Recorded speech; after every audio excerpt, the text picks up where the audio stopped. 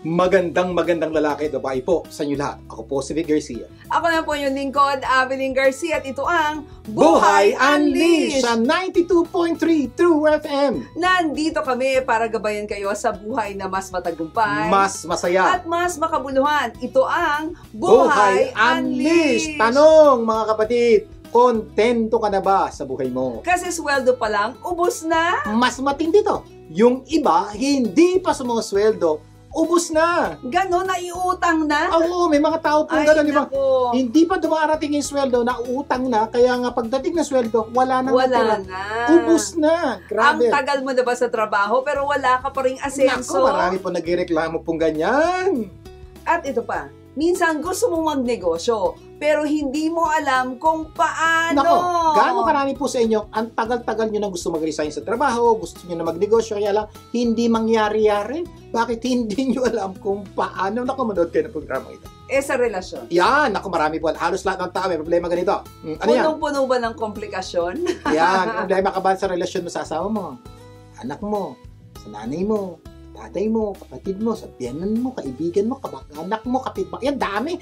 Komplikado. Ay, lalo na sa opisina. Problema rin. Kaya nga minsan tanong ng tao, may pag-asa pa ba? May pag-asa pa ba? Good news! May pag-asa pa po. Dahil may Buhay Unleashed! Para saan po ang programa ito? Ang programa po ito ay gagabay sa inyo sa pagsolusyon sa mga problemang pinagdadaanan nyo. Kaya ang tawag natin dito ay Buhay Unleashed. Ano ba ibig sabihin ng Buhay Unleashed? Yan. Siguro simulan natin dun sa word na unleash. Kasi yung buhay, alam mo na, life, diba? Ayon sa Collins Dictionary, yung unleash daw, ang ibig sabihin ito is to release from or to bring out, ilalabas. Sa Tagalog, parang pakawalan mo or mailabas mo. Parang sa Tagalog, magpakawala ka. Ay, iba naman yun. My point is this, ang punto po namin yung ibig sabihin, kung may galing ka sa loob ng katawan mo, lahat tayo mayroon, ilalabas po natin. Itago. Okay, yung potential po natin, ilalabas po. So, ano ba ang Buhay Unleashed? Ito ang buhay na hindi natin hahayaan ang mga obstacle na gumapos o itali ang ating buhay, at ang punto natin, ilalabas natin ating buong potensyal. Correct ka dyan, Sir Vic. At syempre, halimbawa na lang, di ba, sa area ng kaperahan, di ba? Marami sa atin yung nasa tanikala ng pagkakautang. Hindi iba kasi nakatali lang. Ito, tanikala. Tanikala, bakal po. Hindi po itali nyo. Okay. Yung parang pakiramdam ng iba, naku, hanggang doon na lang daw sila. Yung buhay na may utang. Dahil ang paniniwala nito, hindi, parte lang ng buhay ito, di ba? Gano'ng karami sa inyo nakatanikala na ang utang ay parte ng buhay. Problema yan. Sa relasyon, yan. Yung iba naman po nakagapos sa nakalipas na karanasan. Kaya hindi magkaroon ng magandang karelasyon ngayon dahil ang pakiramdam niya, wala na lahat ng tao, lahat ng lalaki, lahat ng babae, wala nang silbi. Yan. Or sinasabi nila, parang yung nakasakit sa kanila, parang pare-pareho, they generalize, ano? Kaya hindi tuloy magkaroon ng relasyon, hindi gumanda ang buhay. So, yan po, may mga sitwasyon pong ganyan. Kasi sa totoo lang, kailangan nating makawala sa gapos ng nakaraan para magkaroon tayo ng panibagong pananaw sa buhay, maging relasyon man yan. Ikaw, kailangan mo yan. At malamang kailangan ng kaibigan mo, kamag-anak mo. Please, siguraduhin mo sa susunod natin pagsasama, imbitahin mo silang makinig at manood sa programa. Yes. Sa negosyo naman, yan. Ang iba nakagapo sa paniniwalang hindi na siya aasenso. Kaya hindi na sila magkakanegosyo. Yung iba, walang negosyo, hindi na magkakanegosyo. Iba naman, nagkanegosyo, hindi na uulit dahil nalugi naman yung dating negosyo. Parang ayaw na nila sumubok, di ba? Parang, anong tawag doon? Nadala na. Nadala na. Sa Ilonggo, nadudla. Nadudla, yan. Di ba? Ayaw na sumubok ulit dahil nakagapos na sila sa paniniwalang, hindi, malulugi pa rin naman. Nalulugi rin naman yan. Papagurin ko lang yung sarili ko. So, itigil na yung kalokohan na yan. May mga tao pong ganyan po ang pananaw sa buhay. Kung ikaw to at may kilala kang ganito, ay naku, talagang dapat manood ka ng Buhay Unleashed. Pero, tatandaan natin, kung ano man yung mga nakagapo sa atin, may magagawa ka pa. May igaganda pa ang buhay mo. Yan po, ang ganda po. May igaganda ang buhay mo. So, totoo po naman ang sitwasyon ng buhay mo yan. Ngayon, pwede po may ikagaganda yan. Kaya lang may dapat po kayong gawin. At isa pang dapat niyong gawin, every 4 o'clock, alas 4 ng hapon, Sabado. Magsama-sama tayo para pagandahin ang ating mga buhay. Dito lang yan sa 92.3 True FM. Tandaan, ang Buhay Unleashed ay pagbabagong buhay. Hindi na buhay, di ba? Puso at isip. Yan po ang mission ng programang ito. Pagtutulong-tulungan nating ilabas ang galing ng bawat isa. Dahil sa totoo po, ikaw magaling ka. Yes. Kailangan mo lang kuminsan ng tulong na magsasabi sa iyo, magtuturo sa iyo paano ilabas ang iyong galing. Ang tagumpay ay makakamtan, masayang buhay, tunay na makabuluhan. Ang gusto po namin, ayaw lang po namin kayo maging matagumpay. Gusto namin kayo maging masaya. Hindi lang po yun. Gusto po namin na ang buhay niyo maging makabuluhan sa ibang tao. Yan po ang pangarap ng Buhay Unleashed. For today, pag-uusapan natin, ano-ano ang mga dapat gawin para magkaroon ng buhay na matagumpay, masaya, at makabuluhan. O basically, paano magkaroon ng buhay na unleash po ibig sabihin. Correct. Kasi ang pangako namin, ang pangarap natin, no, magkaroon tayo ng makamit ng bawat isa yung tagumpay, kaligayahan at significance. Yeah. So yun po pag-uusapan po natin. Sa episode title po natin ay pangarap mo ay makakamit. Hindi naman po ang pangarap po natin, di ba? Makamit natin ang ating mga pangarap. Oo, ito yung tinatawag nating ano ang action mo. Isang segment po na abangan niyo po dito. Ano ang action mo? Ano yung ibig sabihin nito? Yan. Pag-uusapan natin kung ano-ano mga dapat gawin. Kung ito yung example, gagawin natin. Ano action mo? Pag-uusapan natin yung mga action na dapat mo gawin kung dumadaan ka sa isang sitwasyon na hindi mo alam ang dapat mong aksyon. Kaya ituturo namin ang action mo. O yung ibig sabihin nun. At ito pag-uusapan natin yan. Ito sa episode natin ngayon, ang action na natin, ano ba ang dapat gawin kung hindi ka na makatulog sa dami ng utang mo? Nako, dami pong ganyan. Hindi na makatulog sa dami ng utang nila. Nako, dapat makinig po talaga kayo. Okay, pero bago yan, simulan po na natin ang ating programa ng Believe It or Not segment. Yan. Yes. Itong programa po na ito, meron po tayong Believe It or Not. Ano ibig sabihin nito? Ito yung parte ng programa na magbibigay po kami ng paniniwala na pwedeng magpaganda ng inyong buhay. Pero take note ha. Pwedeng magpaganda. Pwedeng hindi. Oo. Kasi ang punto nito, believe it or not. Kung paniniwalaan nyo, pwede. Kung hindi nyo paniniwalaan, hindi. Kaya ang title po dito, Believe it or not. Oo. Tsaka hindi lamang yung paniniwalaan. Dapat gagawin mo kasi parang baliwala yung paniniwala mo kung hindi mo naman gagawin. So yun po, isang napakagandang segment. Every week, bibigyan po namin kayo ng paniniwala na magpapaganda ng buhay nyo. Kasi kami, ang paniniwala namin, you become what you believe. Sa Tagalog, makakamit mo kung paniniwalaan mo. Yes. Pero marami po sa atin, ang daming pangarap wala nangyayari. Ang believe it or not, or tinatawag natin na parang paniniwala. Diba, o paniniwala natin sa araw na to ay what you have accomplished so far is just a fraction of your full potential. Okay. Sa Tagalog, pakitagalog, magaling po si Ma'am Abilin sa Tagalog. Okay. Yung tipong kung ano man daw ho ang nagawa mo na sa buhay mo, sa lahat ng parte ng buhay mo, katiting pa lang yan ng pwede mong magawa sa buhay. Totoo, tandaan niyo po yan. Kung naging successful po kayo negosyante, pwede pa kayong maging mas. Kung maging matagumpay kayo, pwede pa kayong maging mas. Kung masaya kayo, pwede pang maging mas. Lalo na malaki problema. Kung hindi ka matagumpay, lalong magiging matagumpay ka. Kung hindi ka masaya, lalong maging masaya. Kaya po, napakaganda po what you have accomplished so far. Ano man yan, may mas marami pa kayong pwedeng gawin. Tandaan nyo yan. Sa larangan yan ng kaperahan, relasyon, 'di ba, personal na buhay at iba't ibang parte ng buhay mo. Kaya ang sabi namin, don't settle for something less. Unleash your highest potential. Paano gagawin yan? Manood ka ng Buhay Unleash! At yan po ang mission ng programa ito. Yung pagbabagong buhay, sinasabi natin kanina, di ba? Puso at isip. Kasi ang paniniwala natin, ikaw at ako, pwede tayong magtulungan para ilabas yung galing ng bawat Pilipino. Anak mo, nanay mo, tatay mo, kapatid mo, pinsan mo, imbitahin nyo po. Baka ito na po hinihintay nyo para magpabago, hindi lang sa inyo, maski sa buong pamilya nyo. Ang paniniwala rin namin, ang Buhay Unleash, kaya natin to. Kaya nating ma-achieve yan, di ba? Dahil tayo ay may angking talino. Ang tagumpay ay makakamtan, masayang buhay, tunay na makabuhay. At yan na malamang ang hinahanap mo. Kaya po, ulitin po natin, ang programang ito, Buhay Unleash. Magbabalik pa ang Buhay Unleash, ha? Marami pa tayong pag-uusapan. Huwag bibitiw!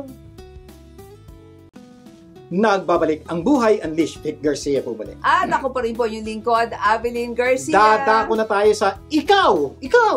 Anong action mo segment? Okay, ano? Okay? Yes, kasi lagi nga sabi natin ang paniniwala namin, you are what you do, not what you say Sa you Tagalog, do. ang ganda po nito para mas maunawaan nyo to. Hindi pwedeng puro ngawa. Dapat may gawa. Kasi napakaraming tao ngayon. Gagawin ko to. Gagawin ko to. Gagawin ko to. Ang nangyari? Wala. Panay ngawa. Pero walang gawa. Magninegosyo ako. Hanggang ngayon, wala pa. Magpapapayat. Wala pa rin. Diba? Ayusin ko relasyon ko.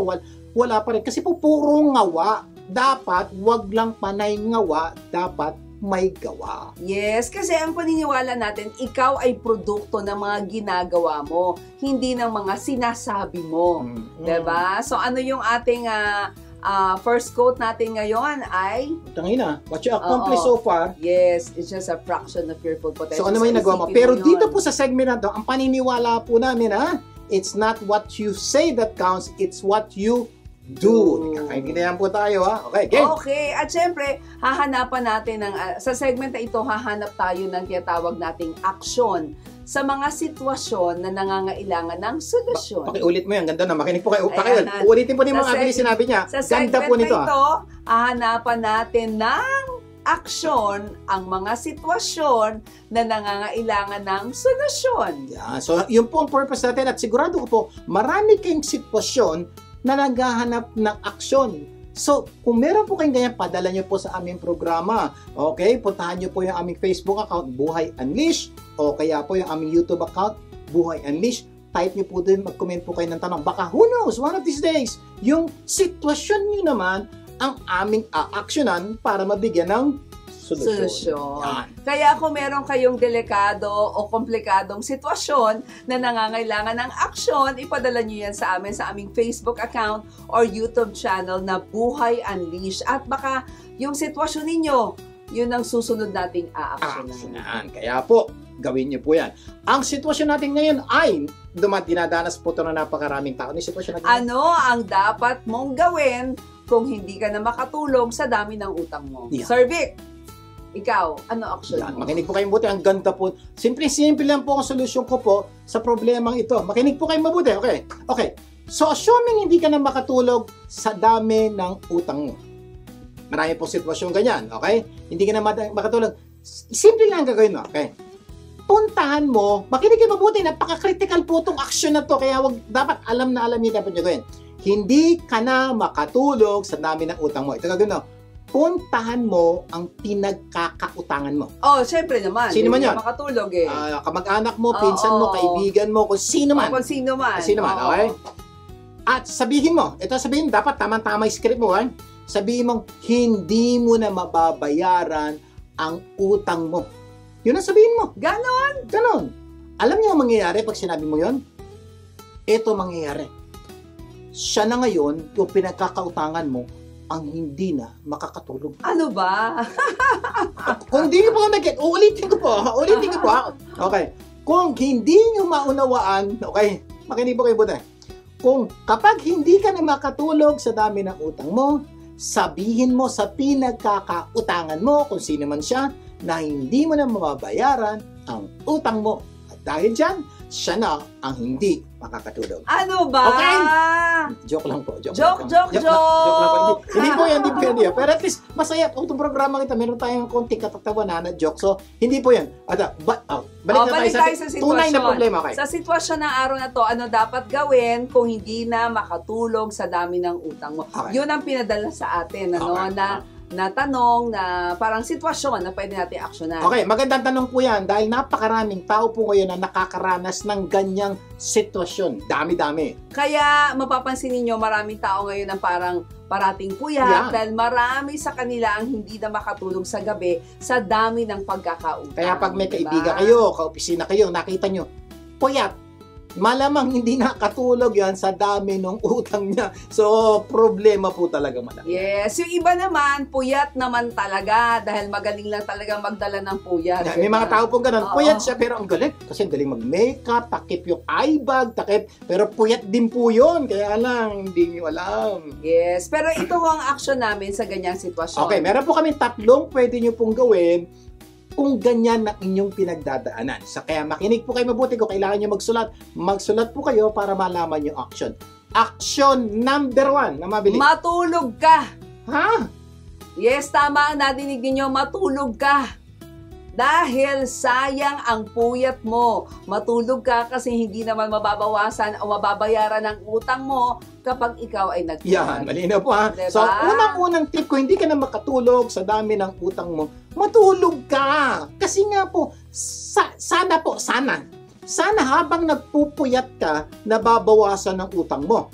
Pag ganun pong sitwasyon, dalasan mong mapuyat. Kaya lang, hindi naman nangyayari yun. Kaya diba? nga, so dahil hindi naman po nakakabawas ng utang ang puyat, so ang suggestion namin, matulog ka. Kasi totoo, pag-isipan niyo po, no matter gaano karaming araw ka magpupuyat, hindi mababawasan ang utang mo. Kaya ang suggestion namin, kung ganyan ang sitwasyon mo, hindi ka na makatulog sa dami ng utang mo, pilitin mong matulog. Isang tabi mo yung utang mo, matutulog ako dahil wala namang mababawas ang puyat ko sa utang ko. So, yan po ang aming tip number 1. Matulog ka.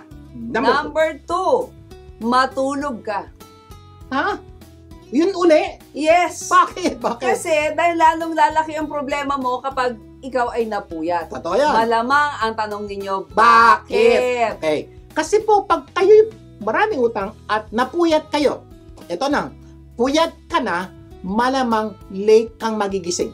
At dahil Siyempre, late kang nagising, malilate ka sa trabaho. Ayan. Di bawas sweldo yan. Ayan. Dagdag utang na naman yan. Ayan. So, hindi po. So, iba ang problema po kasi, pag napuyat ka, late ka sa trabaho, bawas sweldo.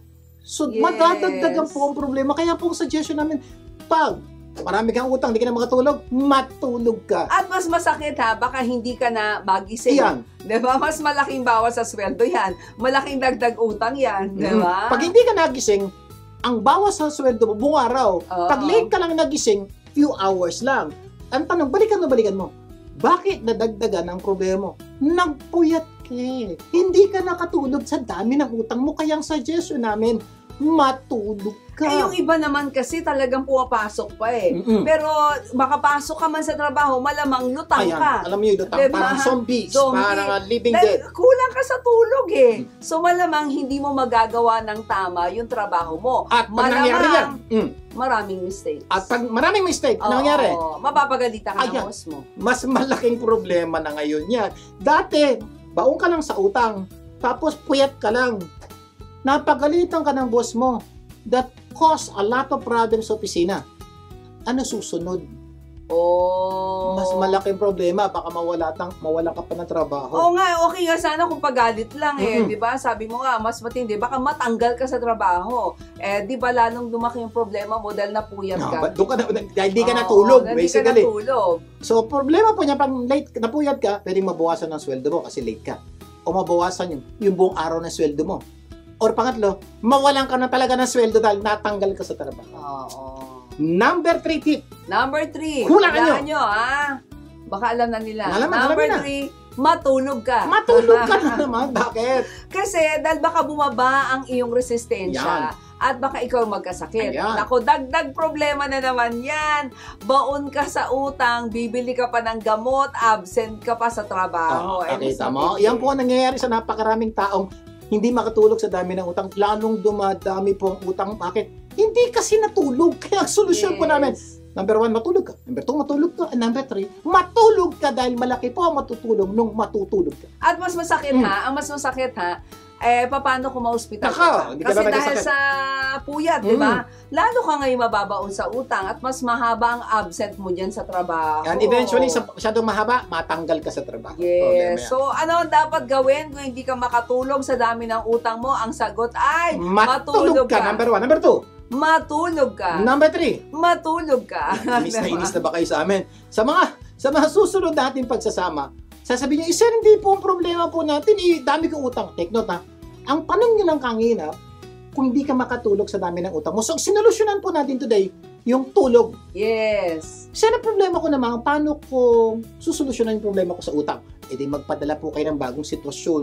Yes. Sir, ang problema ko marami kong utang. Yun naman po ang ating susolusyonan sa mga susunod natin pagsasama. Ang sitwasyon, paano kung marami kang utang, may action din po yan. Yes. Po yan. Anong gagawin mo para makaahon naman sa pagkakautang? Pero linawin natin, sa araw na to, tulog lang muna ang ating sinolusyonan. Yes. Sana marami tayong natutunan ha sa ating pinag-usapan. At mamaya, pag-uusapan naman po natin anong dapat gawin para magkaroon ng buhay na mas matagumpay, mas masaya, at mas makabuluhan.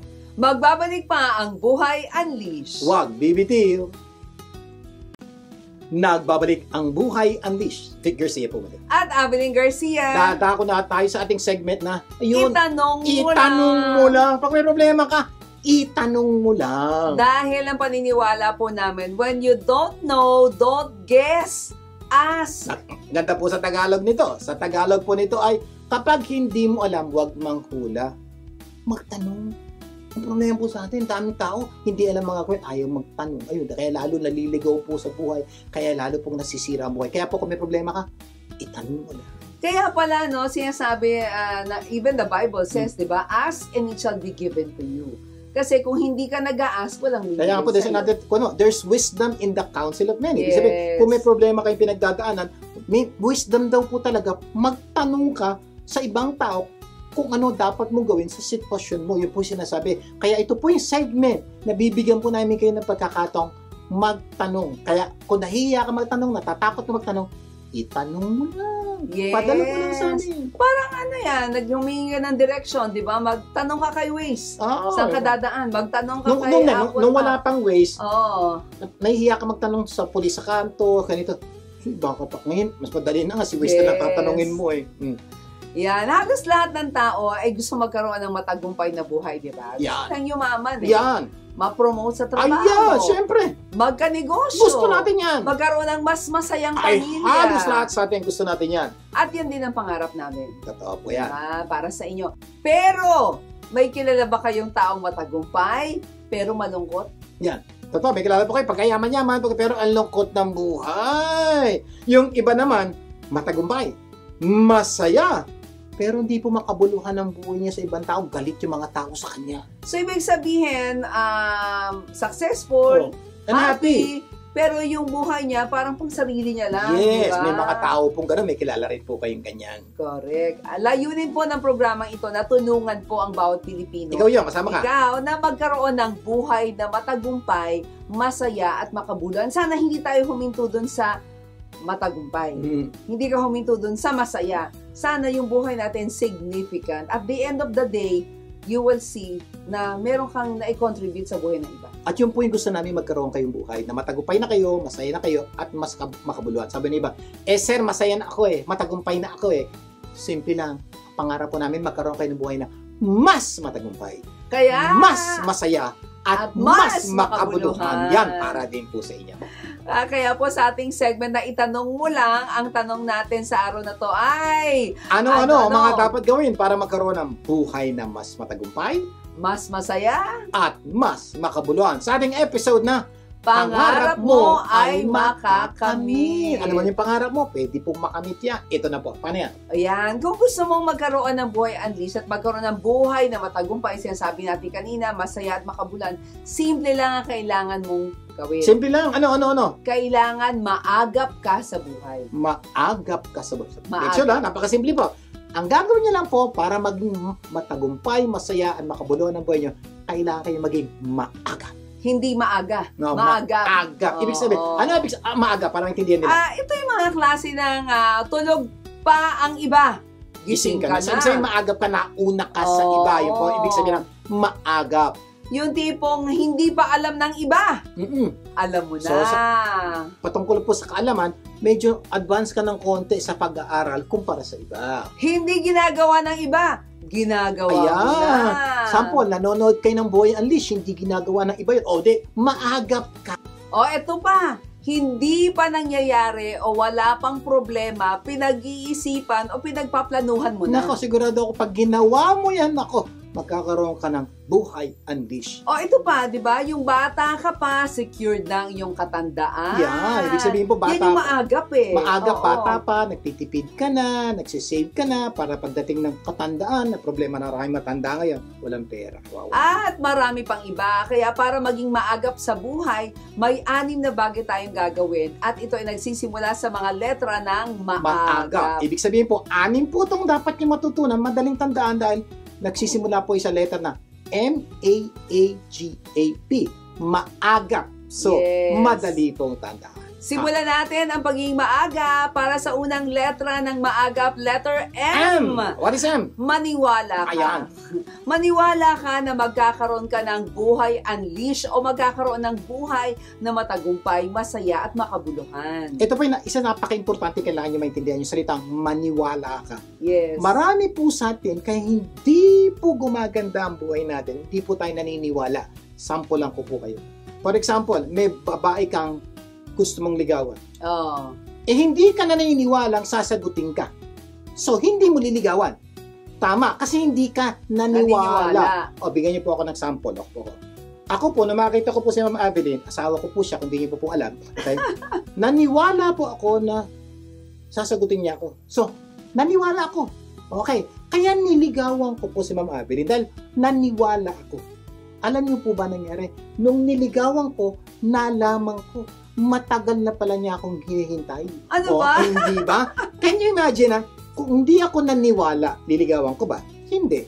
At dahil pag hindi ko niligawan, hindi niya ako mapamakasawa. Kawawa naman niya. Hindi ako napakasawa niya. Yun po yung power ng paniniwala. Kaya napaka-importante, unang step kung gusto niyo gumanda ang buhay niya, maniwala kayo. Naalala ko sinabi ni Dennis Waitley, di ba? Napakagaling na author to eh. If you believe you can, you probably can. Yes. If you believe you won't, you most assuredly won't. Kasi belief is the ignition switch that gets you off the launching pad. Kasi kung hindi ka maniniwala, di ka kikilos. Oo. Eh dahil naniwala ka, kikilos ka. Ito pagkakaiba. Pag di ka naniwala, talagang hindi mangyayari. Pag naniwala ka, baka mangyari o malamang mangyari dahil kikilos ka. Kasi pag naniwala ka, nagkakaroon ng pag-asa di ba? Beliefs have the power to create and the power to destroy. Sabi ni Tony Robbins. So bakit napunta yung destroy? Belief kasi po, pag naniwala ka, pwede mangyari. Oo. Pero na isa pa.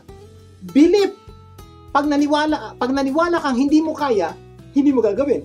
It will destroy your life. At yan ang dahilan, maraming tao sira ang buhay dahil hindi sila naniwala. Kaya nga, if I have, isang quotation that I remember, no? If I have the belief that I can do it, I shall surely acquire the capacity to do it. Even if I may not have it at the beginning. Yan po ang ganda. Sabi ni Mahatma Gandhi yan. Ako, nung una mo kong tinuruan, for example, na magbarena, mag-drill, di ba? Parang, kung sinabi ko na, hindi ko na to kaya, hindi ko susubukan. At dahil sinubukan, hindi mo talaga matututunan. Yes, oo. So, napaka-importante po talaga yung maniwala ka. Okay? Yes, kasi miracles happen to those who believe in them. Kaya ikaw, maniwala ka sa sarili mo. Kaya para maging maagap at gumanda ang buhay, maniwala ka. Pwedeng magkaroon ka ng buhay na mas matagumpay, mas masaya, at mas makabuluhan. Ako, please gawin niyo po yan. Sa aming pagbabalik itutuloy natin ang ating kwentuhan. Napakadami pa ng pag-uusapan paano maging maagap. Pagbabalik po ang Buhay Unleashed. Wag bibitiw. Nagbabalik po ang Buhay Unleashed. Vic Garcia po. At Evelyn Garcia, patuloy tayo sa ating sa ating segment na Itanong Mo Lang. Sa ating topic na ano-ano mga dapat gawin para magkaroon ng buhay na matagumpay, masaya, at mas makabuluhan. Sa ating episode na pangarap mo ay makakamit. Yes. O basically, Buhay Unleashed. Yan. Review tayo Una, para maging maagap sa buhay, dapat kang maging maagap. Yan. Ganun po kasimple. Ang unang letra na maagap, letter M. Maniwala ka. Maniwala kang magkakaroon ka ng buhay na matagumpay, masaya at makabuluhan. Sabi nga po ni Dennis Waitley, pinag-usapan po natin kanina, if you believe you can, you probably can. If you believe you won't, you most assured won't. Belief is the ignition switch that gets you off the launching pad. So, napaka-importante po, maniwala kayo. Tandaan niyo, kwento ko po, patukod kay Mama Evelyn, di ba? Bakit po nangyari? Naniwala ako. Pangalawang letra ng maagap, letter A. Letter A. Alamin mo. Ayan. Ano alamin? Alamin ang magandang plano sa iyo ng Diyos. Ayan. Ito, pakinig po kayo mabuti. Napakaganda po nitong step number 2 na kailangan yung maunawaan. Dahil pag naunawaan nyo to, ay malamang po lalo kayong maniniwala na gaganda ang buhay nyo. Ang tanong, alam mo ba ang plano ng Diyos sa buhay mo? Ayan. Kung hindi, ipapaalam namin sa inyo. Yan. So, napaka-importante po. Kung hindi niyo po alam ang plano ng Diyos sa buhay niyo, talaga kumisan parang hopeless tayo. Wala na pag-asa sa buhay ko, masisira na ang buhay ko, sila na relasyon, magigirap na ako, malulugi. Okay, please, take note po. Ang Diyos na lumikha ng langit at lupa, may magandang plano sa bawat isa sa atin. Yes. Including you. Kahit ikaw, marami kang problema, marami kang pinagdadaanan, may magandang plano. Take note, plano ng Diyos yun. Hindi natin plano. Ano yung plano ng Diyos? Sabi ng Jeremiah 29:11, For I know, alam mo, the plans I have for you, declares the Lord, plans to prosper you and not to harm you, plans to give you hope and a future. Hindi ba? Ang ganda-ganda. Unang-una mo, for I know the plans. Ito pa, sabi ng Diyos, alam ko, parang ganito, parang nagkasalita ng Diyos, alam ko ang plano ko sa buhay mo. Yes. Yan po yun. Ito maganda. Pag plano ng Diyos, maganda o pangit? Maganda. Sigurado maganda. Yes. So, kailangan lang alamin natin yung plano ng Diyos sa buhay natin. Yes. Ano ba yung mga plano ng Diyos sa buhay natin? Isa pa, no? Sabi nga na Diyos, I have come that they might have life and that they might have it more abundantly. Isa yan sa mga plano ng Diyos. Yung magkaroon tayo ng buhay at ayaw ng Diyos lang mabuhay tayo. Sabi ng Diyos, mabuhay tayo ng masagana. Yung po ibig sabihin na abundantly. Plano po ng Diyos, ikaw, may problema ka sa pera, magkaroon ka ng buhay na masagana. Diyos po ang nagplano yun. Kaya lang, kuminsan, kaya hindi nang, tanong nila, kasi di man nangyayari sa akin yun. Unang-una, hindi ka naman naniniwala eh. Kaya ka nagkakaproblema eh. You violated yung unang letra. Maniwala ka. Alam mo, naniniwala ka na. Ngayon, alamin mo ang plano ng Diyos. At ang plano ng Diyos is to give you hope and a future. Hindi lang yan. A life and life more abundantly. Ang ganda, no? Hindi ka lang basta-basta maniniwala. Talagang dapat aalamin mo. Ito problema kasi, ano paniniwalaan mo? Kung wala kang alam. Okay. Kaya napaka-importante, maniwala ka. Saan? Yes. Maniwala kang may magandang plano ang Diyos sa buhay mo. At ano yun? To give you hope in the future. Ano yun? Magkaroon ng buhay na masagana. Pangarap po ng Diyos. Kaya sa mga susunod nating pagsasama, aalamin natin yung iba pang magagandang plano ng Diyos sa buhay natin. Sa tabi po natin yan, okay? Yes. Okay, so para magkaroon ng buhay na masaya, matagumpay at makabuluhan, dapat letter A, alamin mo. Alamin mo. Ano alamin mo? Alamin mo ang magandang plano sa iyo ng Diyos. So malinaw na po tayo dun ha. Punta po tayo sa pangatlong letra ng maagap. Letter A, letter A. Pangalawang A.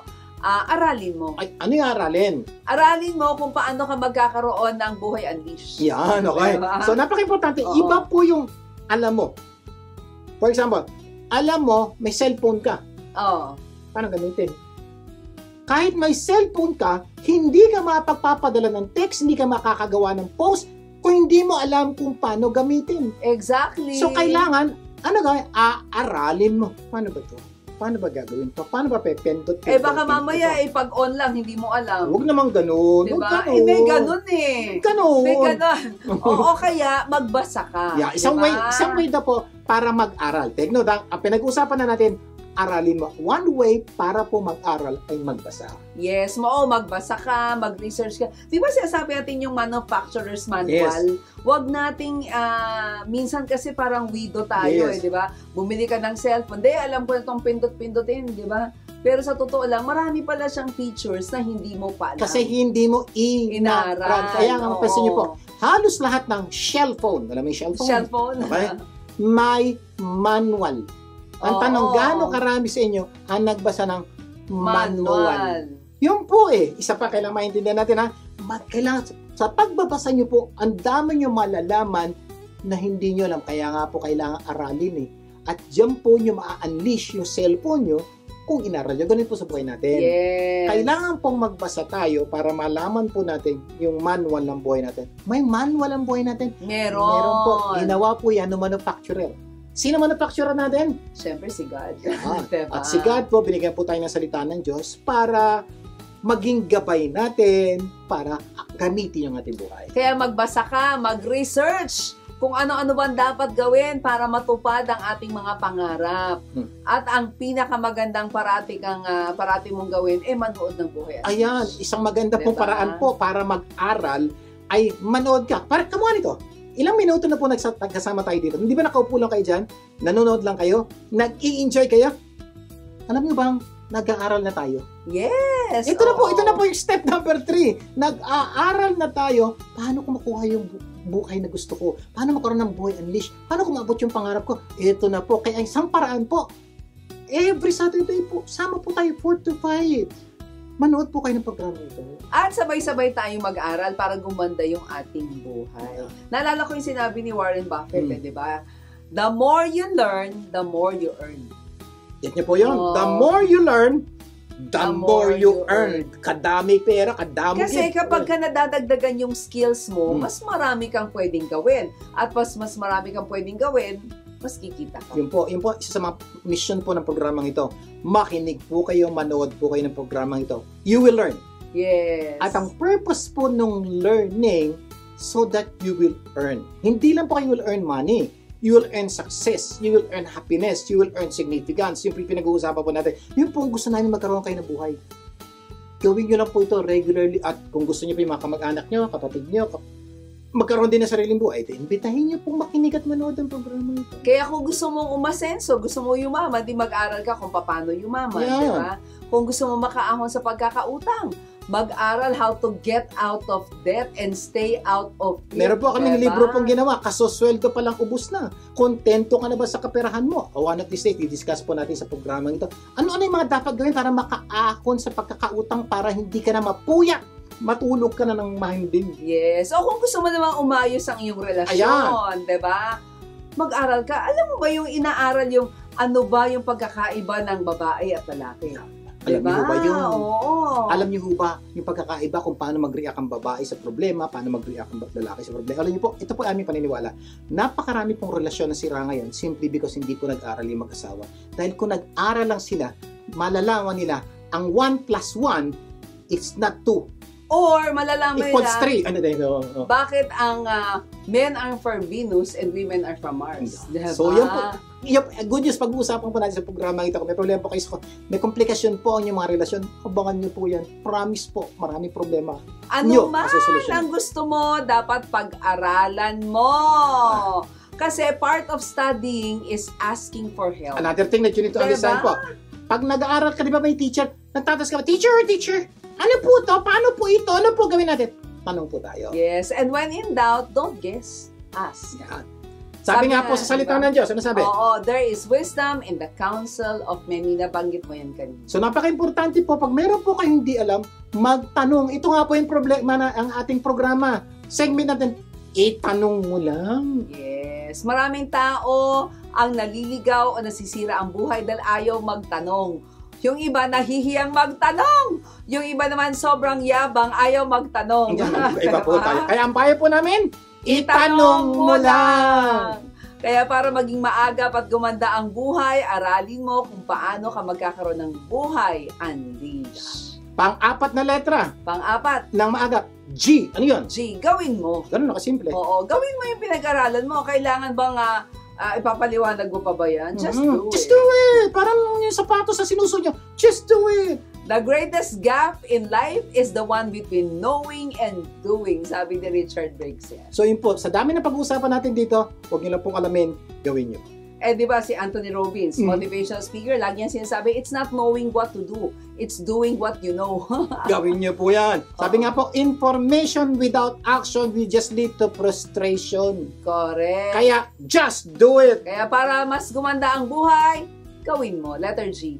Mamaya po, itutuloy po natin ang usapan kung ano pa ang dapat gawin para magkaroon ng buhay na mas matagumpay, masaya, at mas makabuluhan. Magbabalik pa ang Buhay Unleashed. Huwag bibitiw!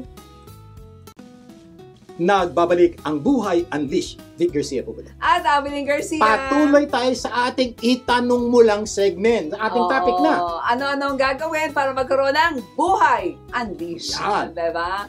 Meron po tayong sinabing 6 na bagay na dapat natin gagawin. Ready po natin 6 na yan. Number 1. Para dapat maging maagap tayo. Okay. Ang unang letra ng maagap, M, maniwala ka. Maniwala kang magkakaroon ka ng Buhay Unleash or buhay na matagumpay. Number 2. Number 2 naman, letter A. Alamin mo. Huwag ka lang maniwala.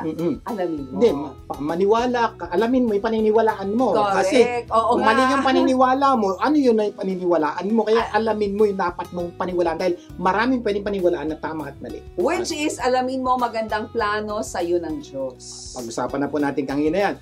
Number 3. Number 3, isang A. Aralin mo. Yan. Aralin mo kung paano ba makakamit o magkaroon ng buhay unleash. At ito po, tuturo po namin sa inyo sa mga susunod nating pagsasama. Pang-4 na letra. Pang-4 na letra. Letter G. Mo. Yan. Just do it. Di ba? Kumbaga, gawin mo yung pinag-aralan mo. Kailangan pa ba nga paliwanag mo pa ba? Hindi na, di ba? Gawin mo na lang. Okay. Number 5, ito na po. Pang-5 letra ng maagap, letter A. Oy, ang dami palang A, tatlo, no? Oh. Araw-arawin mo. Ayan, ito makinig po kayo. This is very important. Ang salitang araw-arawin mo. Siguro tanong niyo, ano yung araw-arawin namin? Ito yun. Kasi kung mag-araw-arawin mong gawin yung mga dapat mong gawin hanggang magkaroon ka ng Buhay Unleash. Kumbaga, that becomes a part of you, diba? Remember, you don't become what you want, you become what you do continually. Lilinawin ko po yun, babalikan po natin yun. You don't become what you want. Marami po sa atin, gusto ko yumaman, gusto ko maayos ang buhay ko, gusto ko to, gusto. Ito ang problema. Gaano karami sa gusto nyo ang nagkatotoo? O konti lang. Ang tunay pong nagkakatotoo sa buhay nyo ito, yung mga paulit-ulit yung ginagawa. You don't become what you want, you become what you do continually. Ba't ka tumaba? Paulit-ulit kang kumain. Nang napakadami. Bakit ka sexy? Paulit-ulit ka nag-diet. Bakit ka yumaman? Paulit-ulit ka nagtipid at nagnegosyo, nagtrabaho mabuti. Ba't ka nabaon sa utang? Paulit-ulit ka ng utang. Ganun lang po kasimple yun. Yes, kumbaga talaga nagiging habit mo na yun diba? Yung continually doing it. Kasi 97% of the people who quit too soon are employed by the 3% that never gave up. Yan. Ito po, pinag-aralan daw po. Sa mga empleyado daw po, normally, tayo daw po yung 97%. Na may pangarap tayo, gusto natin maabot, kaya lang, tumigil tayo dahil labo yan. Yes. Yung boss po natin, yung may-ari ng kumpanya, normally 3% sila. Sila po yung napagod din, nainis din, naasar din, pero hindi po tumigil. Paulit, araw-araw po nilang ginawa. Kaya sila yung employer. Yung mga dapat nilang gawin. Kaya po sila employer. Yes. So, ang punto po dito, may tama kang alam, gawin mo. Pero wag lang niyo po gawin. Gawin niyo araw-araw hanggat makuha niyo po yung gusto. Ito nga, ang ganda ng quotation about losers di ba? Losers quit when they fail. Yeah. Pero winners fail until they succeed. Get niyo po yan? Okay, sabi po yan ni Robert Kiyosaki. Ang mga losers daw po, they fail. Okay? When they fail, they stop. Ang mga winners po, when they fail, they continue until they succeed. So, kaya napaka-importante po yung salitang arawin mo yung mga dapat mong gawin. Bakit ba humihinto yung mga tao? Bakit ba hindi sila continually? Ito yan. Siguro tanong niya, Sir, kasi marami pong problema. Ito yan. Some quit due to slow progress. Sir, ang tagal na 10 taon na wala nangyayari. Diba? Never grasping the fact that slow progress is still progress. Pasalamat ka nga, may progress. May iba po, walang progress. Kasi parang halimbawa, yung iba nagkikito diet. Yung iba naman nag-intermittent fasting. After about 3 weeks, walang nangyayari, umaayaw na. Diba? So hindi po, kaya nga po napaka-powerful nitong step number 5. Araw-arawin mo yung isang bagay na alam mong dapat mong gawin, na pinag-aralan mo at alam mong plano ng Diyos yun at pinaniwalaan mo. Gawin mo lang araw-araw. Alam mo kung bakit yung iba hindi inaaraw-araw? Ay, talaga. Napapagod. Pagod na po ako. Oo, tired. Anong sabi ni Vic Garcia? Ito, payo ko po sa mga napapagod. Kapag pagod, huwag magreklamo. Huwag sumuko, huwag magalit. Tumiba, nagagalit Ang solusyon po sa pagod, magpahinga. Kaya lang yung iba kasi, Pag pagod, nagrereklamo. Nagagalit. Nagagalit. Sumusuko na. Kaya po, solusyon sa pagod, makinig ka, magpahinga. Pagod ka na sa relasyon ng mag-asawa. Bakasyon ka muna. Baka kailangan kang sa 2 araw. Bahanginan ka muna. Pahangin ka muna. Punta ka muna sa iba. Kumisan yun lang po, pagbalik mo, ay okay na. Okay, kailangan po, kumisan lang po, buong araw po, kumisan, give yourself 1 to 2 hours on your own. Layo ka muna sa asawa mo, layo ka muna sa mga anak mo. Those 1 to 2 hours is rest. And I promise you, that rest will make a lot of difference in your relationship. Kaya nga, let us not become weary in doing good. For at the proper time, we will reap a harvest if we do not give up. Diyos na po ang nagsabi niyan, hindi po kami, na pag ikaw hindi ka bumigay, sigurado maaani ka ng maganda. Maramis po sa atin, kaya hindi po gumaganda ang buhay natin, maaga kang bumigay. Kaya para maging maaga, pag gumanda ang buhay, araw-arawin. Araw-arawin mo. Stop until it's done. Ganda po nun ha, may ginagawa ka. Don't stop until it's done. Araw-arawin mo. Number 6. Number 6. Ano naman letra yung Anim. maaga? P. Oo, pang-anim natin, letter P. Panalangin mo. Ayan. Panalangin mo sa Diyos na gabayan ka sa bawat hakbang ng buhay mo. Ito po yung napaka-importante po. Kung minsan, dito po tayo nagkukulang. Feeling natin, kaya natin ang buhay natin, tayo gagawa ng buhay natin. Hindi po. Kailangan po natin ng Diyos sa buhay natin. Kasi prayer changes everything. Sa totoo lang. Po yan. Napatunayan na namin yan sa buhay namin. Maraming bagay po ang magbabago pag natuto tayong manalangin. Bakit po? Nananalangin po tayo sa Diyos na gumawa ng langit at lupa. Yes. So, He's so powerful. More powerful than our boss, more powerful ng bangko pinagkakautangan natin, more powerful ng nanay, tatay, biyanan natin. So, He's so powerful. And we're asking help from Him.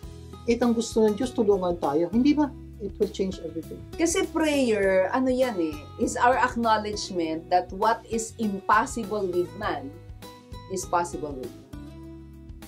Kaya lang, maraming tao hindi alam kung paano manalangin, di ba? Kasi prayer is spiritual communication between man and God. Ito yung two-way relationship in which man should not only talk to God, but also listen to Him. Hindi tayo yung salita lang ng salita, kundi nakikinig. Yung napaka-importante po, pag nanalangin po kayo, hintayin niyo po yung sagot ng Diyos. Dahil yung sagot po ng Diyos, yung po ang powerful na tunay ng papaganda ng buhay. Hindi yung repetitive na prayer lamang, Kasi prayer is simply talking to God like a friend. And it should be the easiest thing we do, sabi nga ni Joyce. One of these days po, pag-uusapan po natin deeply yung mga dapat natin gawin kung gusto po natin tunay na manalangin at masagot ang ating panalangin. Kaya manood po tayo palagi ng Buhay Unleashed. Kaya kapag ikaw ay worried or you feel like worrying, baka kailangang manalangin ka. Kasi yung worrying, nakaka-create ng mas maraming stress. Yes. Pero yung prayer, nakaka-create ng maraming peace. God is bigger than whatever is stressing you out. Kaya pray. Pray at all times. If you only pray when you are in trouble, you're in trouble. Yun po, kailangan nyo maintindihan. Correct. Nako, prayer should be the key Susi ito of the day and lock of the night. So, kaya meron tayong umaga at gabi. Dapat po, pagkagising mo yung pray. Bago ka matulog, you pray. Sana marami tayong natutunan sa ating pinag-usapan ngayon. At next week, mas marami pa tayong pag-uusapan. Talaga pong pambibigay sa inyo ng Buhay Unleashed. Closing prayer tayo. Amang nasa langit, maraming po salamat sa pagtuturo niyo po sa amin. Pero baka kami magkaroon ng buhay na mas matagumpay, mas masaya, at mas makabulan kung kami po ay tunay lang magiging maagap sa buhay. Tulungan niyo kaming magkaroon ng Buhay Unleashed. Lahat ito'y dalangin namin sa pangalan ni Jesus. Amen, amen, and amen. At syempre, kami po ang inyong nakasama. Vic Garcia po. At Avelyn Garcia. Laging tandaan, asamin natin ang Buhay Unleashed. See you next week.